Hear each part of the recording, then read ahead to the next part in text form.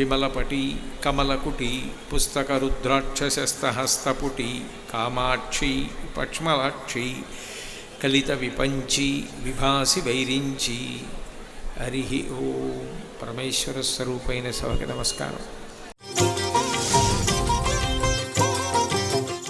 భవో నహోద్భీష్టి శివం శివేతర అంటుంది పార్వతీదేవి దక్షయజ్ఞంలో. నాకు శివుడు అక్కర్లేదు అన్నవాడికి శుభం కావాలి అంటే ఎక్కడి నుంచి వస్తుంది? ఎవరు శివుడి పాదములు పట్టుకున్నాడో వాడికి శుభములు కలుగుతాయి. శివుడు అంటే ఎప్పుడూ మంగళం, ఎప్పుడూ శుభం, ఎప్పుడూ శ్రేయస్సు తప్ప ఎప్పుడూ అశుభం చెయ్యనివాడు, ఎప్పుడూ అమంగళం చెయ్యనివాడు, ఎప్పుడూ దుఃఖపెట్టనివాడు, ఎప్పుడూ అనుగ్రహించడం మాత్రమే తెలుసున్నవాడెవరో ఆయనను శివ అని పిలుస్తారు. అందుకే వేదం ఒక్క శివుడికి మాత్రమే సదాశబ్దం వేసింది. సదా బ్రహ్మ ఈ మాట లేదు లోకంలో, సదా విష్ణు ఈ మాట లేదు లోకంలో, సదా శివ ఇది మాత్రం ఉంది. ఇది నేను చెప్పట్లేదు, వేదం చెప్పింది. ఈశాన సర్వ విద్యానాం ఈశ్వర సర్వభూతానాం బ్రహ్మాధిపతి బ్రహ్మణోధిపతి బ్రహ్మ శివో మే అస్తు సదాశివోం అంది. నువ్వు సదాశివుడవే.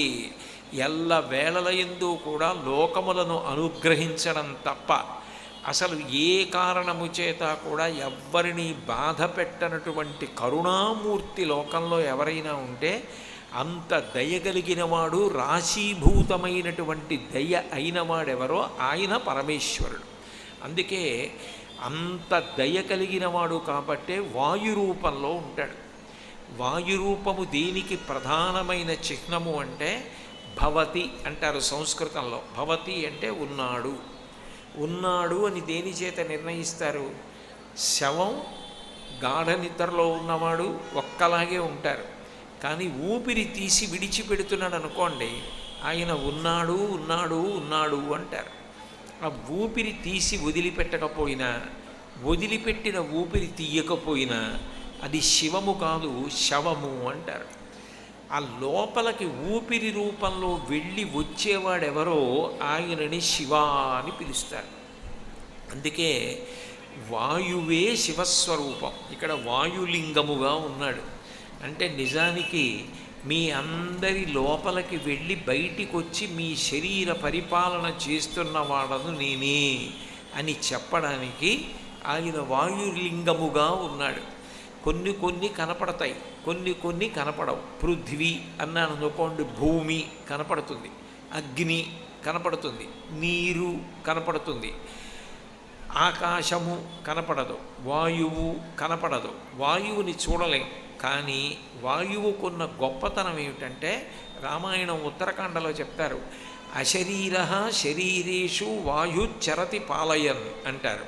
వాయువుకి శరీరం ఉండదు, వాయువుని చూద్దామంటే కనపడడం, కానీ శరీరము లేని వాయువు అన్ని శరీరములలోకి ప్రవేశిస్తుంది. ప్రవేశించి మన శరీరమును పరిపాలనం చేస్తుంది.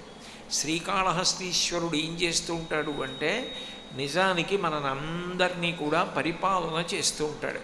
అది స్థితికార లక్షణం అంటారు. ఎట్లా పరిపాలన చేస్తాడు అంటే మనం ఒకసారి ఊపిరి తీసామనుకోండి, అది 10 వాయువుల కింద విడిపోతుంది.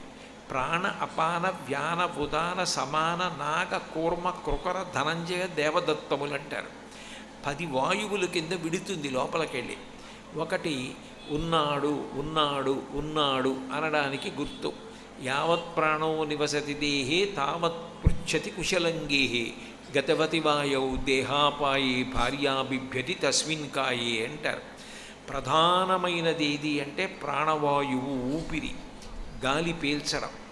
గాలి పీల్చి వదిలిపెట్టడం ఆగిపోయిందనుకోండి, ఏమమ్మా ఇన్ని దశాబ్దాల నుంచి ఆయన శరీరాన్ని నీ పక్కనే పడుకుంటున్నావు, ఇద్దరూ కలిసే పడుకుంటున్నారు కదా, ఇవాళ రాత్రి హోరున వర్షం పడుతోంది, మబ్బులు పట్టుంది ఆకాశంలో, రేపు తీసుకెళ్ళి అంత్యేష్టి సంస్కారం చేస్తాం, ఆయన పోయిన మాట వాస్తవమే, కానీ ఇవాళ కూడా ఇన్ని పడక గదిలో మీ మంచం మీదే పడుకోండి అంటే భార్య అంగీకరించదు. ఇంతకాలం ఆయన ఉన్నాడు అంటే ఊపిరి తీశాడు కాబట్టి ఉన్నాడు. ఎప్పుడు ఊపిరి తీయలేదో అప్పుడు ఆయన వెళ్ళిపోయాడు. తస్మిన్ కాయే, అది శరీరం.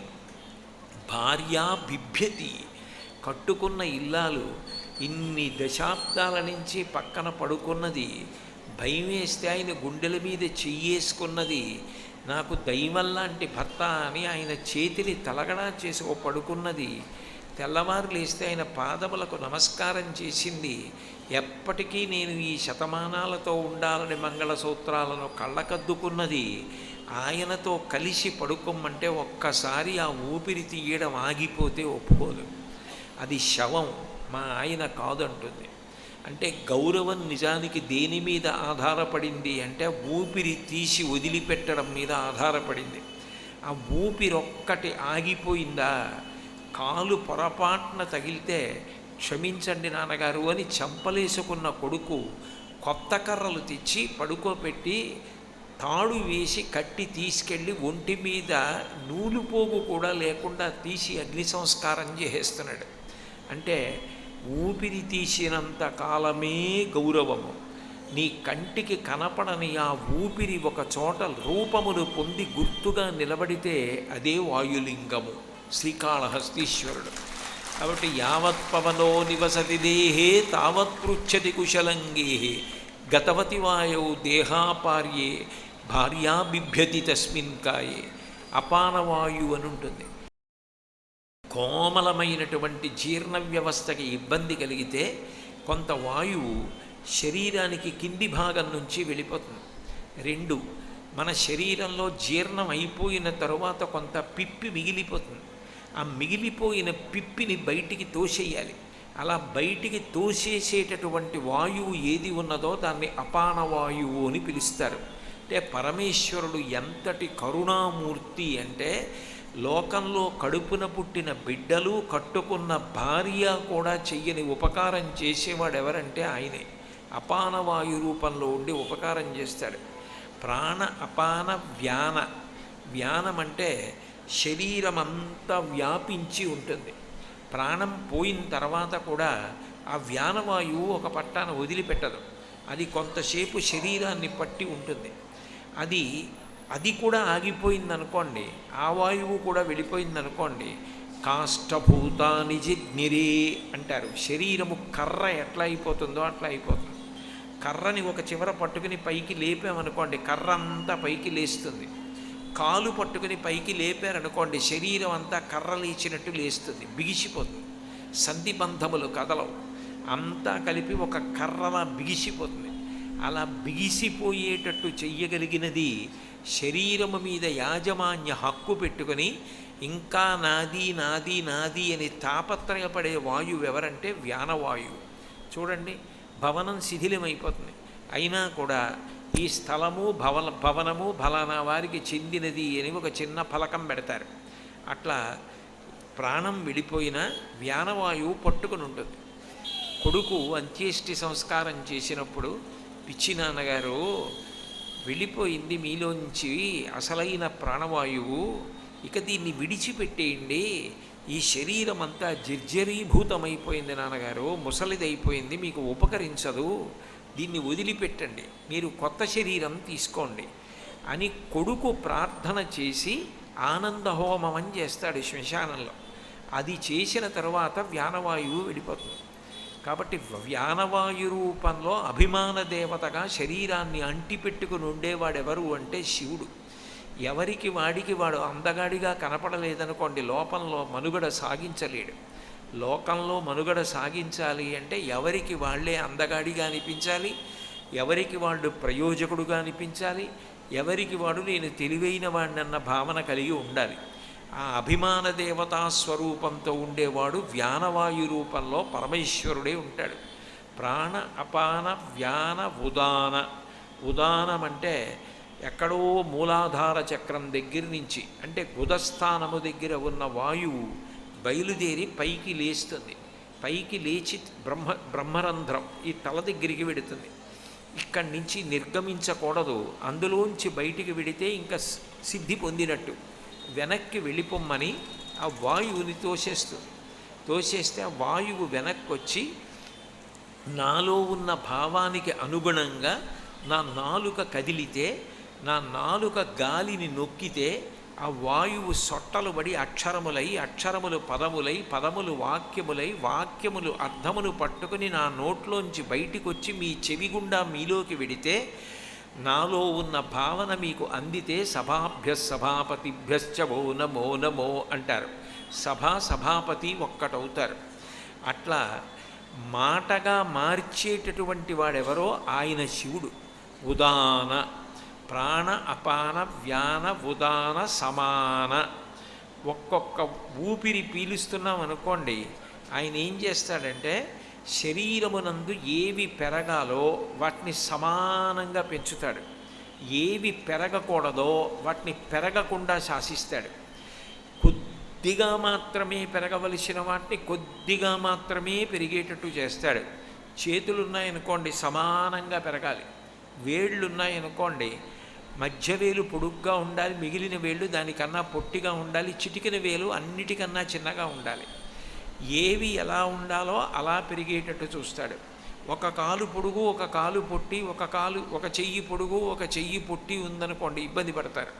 అట్లా కాకుండా అన్నీ సమానముగా ఉండేటట్టుగా పెరిగేటట్టు చూస్తాడు. కనురెప్పకి వెంట్రుకలు ఉంటాయి, అవి పెరిగి పెద్దవయ్యాయి అనుకోండి కనురెప్ప పైకి ఎత్తలేరు. అందుకని కనురెప్ప వెంట్రుకలు పెరగకుండా నియంత్రిస్తాడు. ఇవన్నీ చేసి శరీరావయవములన్నింటికీ కూడా పెరుగుదల శక్తి సమానముగా పంచిపెట్టేవాడెవరో ఆయన శివుడు. అందుకని సమాన వాయు రూపంలో ఉంటాడు. ప్రాణ అపాన వ్యాన ఉదాన సమాన నాగవాయువు అంటే నాలుక మీద రుచికి బాగుంది అని ఎక్కువ తినేస్తుంటే ఇక ఇంతకన్నా ఎక్కువ తినకు, జీర్ణం చేయడం కష్టం. కడుపులో గాలి నీరు పదార్థము మూడు వంతులుండి 4వ వంతు ఖాళీగా ఉండాలి, లేకపోతే లోపల పదార్థం తిరిగి జీర్ణం అవ్వదు, చల్ల చేసినట్టుగా తిరగాలి. ఇక తినవద్దు అని త్రేణుపు రూపంలో చెప్తాడు. అలా త్రేణుపు రూపంలో చెప్పేవాడెవరో ఆయనని నాగవాయువు అని పిలుస్తారు. తర్వాత కూర్మవాయువు. కూర్మము అంటే కాంతి రూపంలో ఉంటాడు. ఒక్కొక్కరి వంక చూశారనుకోండి వారి ముఖంలో ఒక గొప్ప దీప్తి కనపడుతుంది, ఒక గొప్ప కాంతి కనపడుతూ ఉంటుంది, ఒక ఆకర్షణ.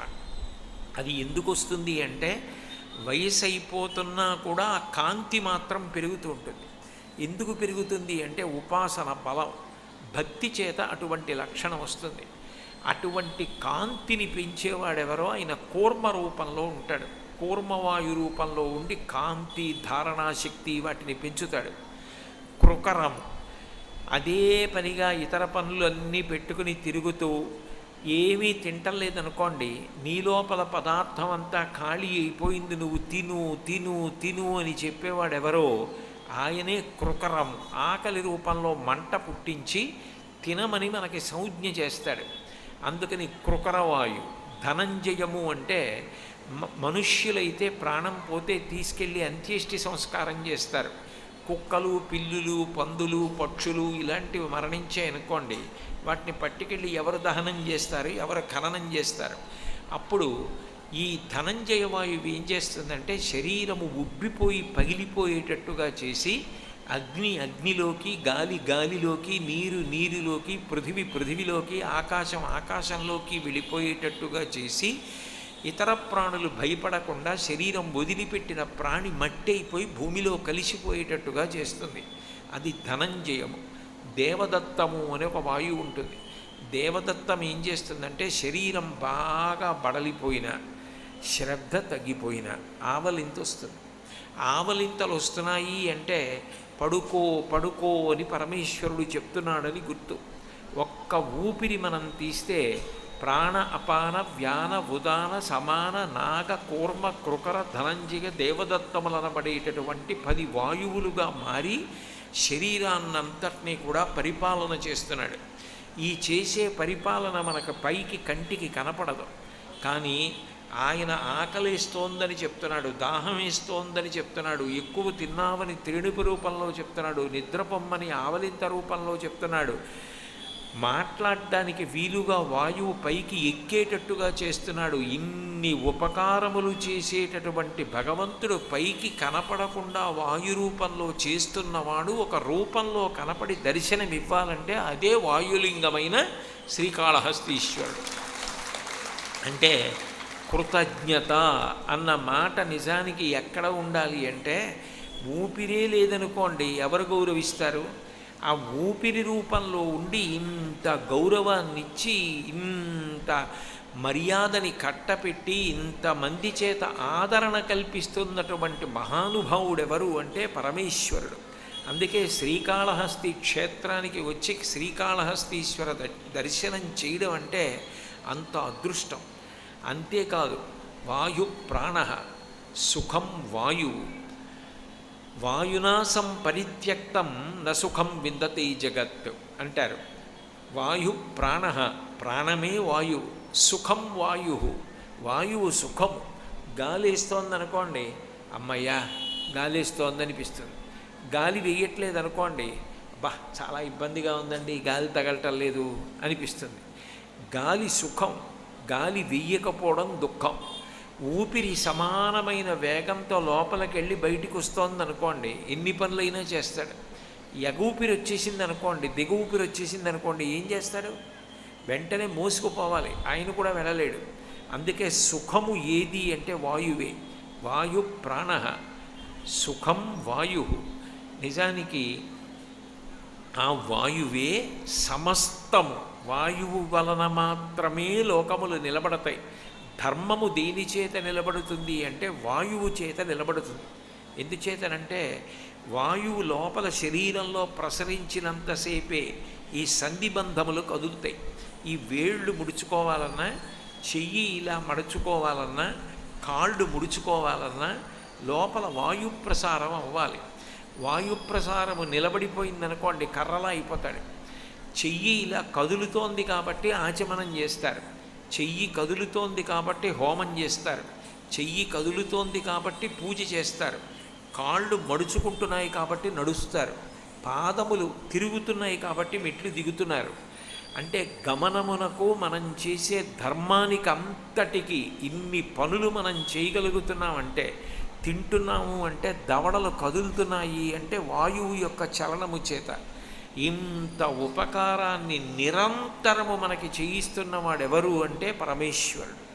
ఇన్ని ఉపకారాలు చేస్తున్నవాడు ఉన్నాడే, వాడు ఎప్పుడు నేను పుట్టినప్పటి నుంచేమి, పుట్టడానికి ముందు మా అమ్మ కడుపులో పెరిగినప్పుడు బయటికి రావడానికి ప్రసూతి వాయు రూపంలో బయటికి తోసేసినప్పటి నుంచి నాకు ప్రతి క్షణం ఉపకారం చేస్తూనే ఉన్నాడు. ఏదో చిన్న ఉపకారం ఎవరైనా చేసి పెట్టారనుకోండి, ఎంతో ప్రేమతో వాళ్ళని చూడగానే ఆనందపడిపోతాం. అబ్బా ఇవాళ ఆయన కనబడ్డాడు, ఎందుకనంటే ఆయనతో ఉన్న అనుబంధం, ఆయనతో ఉన్న ప్రేమ తలుచుకుని ఆయన కనపడ్డాడని ఎంతో సంతోషపడిపోతాం. మరి ఇన్ని ఉపకారాలు చేస్తున్న మహానుభావుడు లోపలికి గాలి రూపంలో వెళ్ళి ఇన్ని ఉపకారాలు చేస్తున్నవాడు. అటువంటి వాణ్ణి ఒక్కసారి చూడాలని అనిపించకపోతే ఆ జన్మ కృతజ్ఞతతో కూడుకున్నదవునా కాదా? ఇన్ని ఉపకారాలు చేసినవాడు నీకు అక్కర్లేదు, ఎవడో చిన్న ఉపకారం చేసినవాడు మాత్రం నీకు కావాలి. అంటే అది కృతజ్ఞత. బ్రహ్మగ్నే చ సురాపే చ చోరే భగ్నవ్రతే తథా నిష్కృతి విహితా సిద్భి కృతజ్ఞో నాస్తి నిష్కృతి అంటాడు కిష్కింధకాండలో లక్ష్మణస్వామి. బ్రహ్మహత్య చేసిన వాడికి, బంగారం దొంగిలించిన వాడికి, ఒక వ్రతం చేస్తానది నీళ్లు ముట్టుకుని ప్రతిజ్ఞ చేసి వ్రతం చెయ్యకుండా వ్రతభంగం చేసిన వాడికి కూడా నిష్కృతి ఉందేమో, కానీ చేసిన ఉపకారమును మరిచిపోయినటువంటి కృతజ్ఞుడికి మాత్రం నిష్కృతి లేదు. వాయులింగముగా శ్రీకాళహస్తి క్షేత్రంలో భగవానుడు విరాజమానుడై ఉంటే కాళహస్తీశ్వర దర్శనం చెయ్యలేకపోవడం ఎంత దారుణమైన విషయం కింద పరిగణింపబడుతుంది.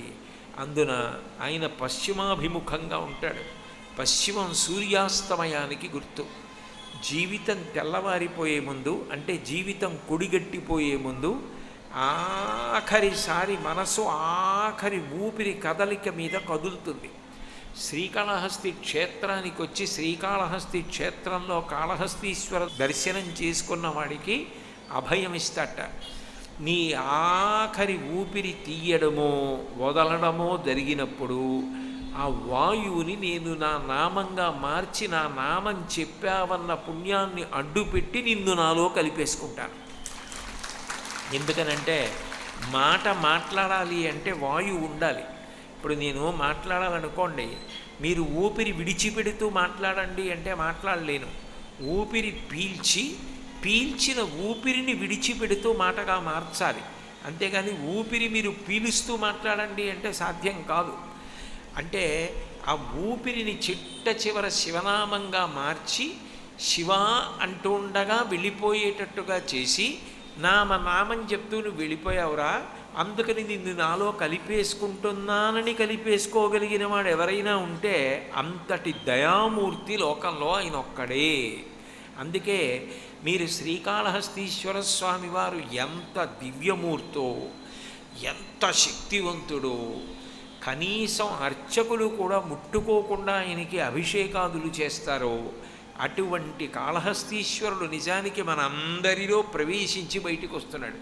విచిత్రం ఏమిటంటే ఆయన భక్తికి పరతంత్రుడు, భక్తికి అంత లొంగిపోతాడు. ఇంత శక్తివంతుడు, ఇన్ని ఉపకారములు చేసేవాడు, ఎంత భక్తపరాధీనుడు. ఆ భక్తి ఆయనకి మనుష్య ప్రాణుల యందు మాత్రమే కాదు, ఏ ఉపాధితో ఉన్నాడన్న దానితో ఆయనకి సంబంధం లేదు. శంకరాచార్యులు వారు శివానంద లహరి చేస్తూ అంటారు, నరత్వం దేవత్వం నగమన మృగత్వం వశకత పశుత్వం కీటత్వం భవతు విహగత్వాది జననం సదాత్పాదాబ్జ స్మరణ పరమానందలహరీ విహారాసక్తం చేద్రూదయమిహ కింతేన వపుషా అంటారు. నేను పర్వతమయ్యానా, పురుగునయ్యానా, మొక్కనయ్యానా, మోడయ్యానా, మృగమయ్యానా, దేవతనయ్యానా, నరుణ్ణయ్యానా కాదు. నాకు కావలసింది నీ పాదముల దగ్గర నేను మనసు పెట్టగలగాలి. శివ, మీ పాదముల దగ్గర మనసు పెట్టలేనప్పుడు దేవతా పదములలో ఉంటే మాత్రం ఒరిగేది ఉంది కనుక, అందుకని కావలసినది ఏది అంటే భక్తి కావాలి. వటుర్వా గేహీవా యతిరపి జటీవా తదితరో నరోవా యక్కశ్చిత్ భవతు భవకింతేన భవతి యదీయం హృత్పద్మం యది భవదీనం పశుపతే తదీయస్వం శంభో భవసి భవభారంచ వహసి. నువ్వు ఉపనయనం చేసుకున్న వటువువా, గృహస్థువా, సన్యాసివా, జటలు కట్టుకున్నవాడివా, ఈ బాహ్యమైనటువంటి రూపంతో పరమేశ్వరుడికి సంబంధం లేదు.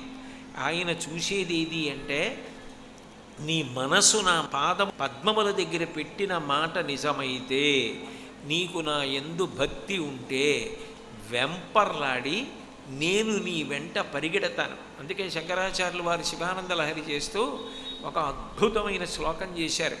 భృంగీచ్ఛానటనోత్కటకరమిదగ్రాహీ స్ఫురన్మాధవ హ్లాదో నాదయుతో మహాశితవపు పంచేషు నాచాధృత సత్పక్షస్సు మనోవనీషు సపునః సాక్షాన్మదీయే మనోరాజీవే భ్రమరాధిపో విహరతాం శ్రీశైలవాసీ విభు అన్నారు. మన మనస్సు అనబడేటటువంటి పుష్పంలో భక్తి అన్న మకరందం నిండి ఉంటే ఆ తేనె కోసం తుమ్మెద రూపంలో ఉన్న భ్రమరాంబకి భర్త అయినటువంటి గండు తుమ్మెద అయిన పరమశివుడు వచ్చి ఆ భక్తి మకరందాన్ని పానం చేస్తాడు. ఆయనకి కావలసింది భక్తి, ఆ ప్రేమ. ఆయన యందు ఆ ప్రేమ భావన ఎవడు పొందాడో వాడి యందు అంత అనురక్తిని చూపిస్తాడు.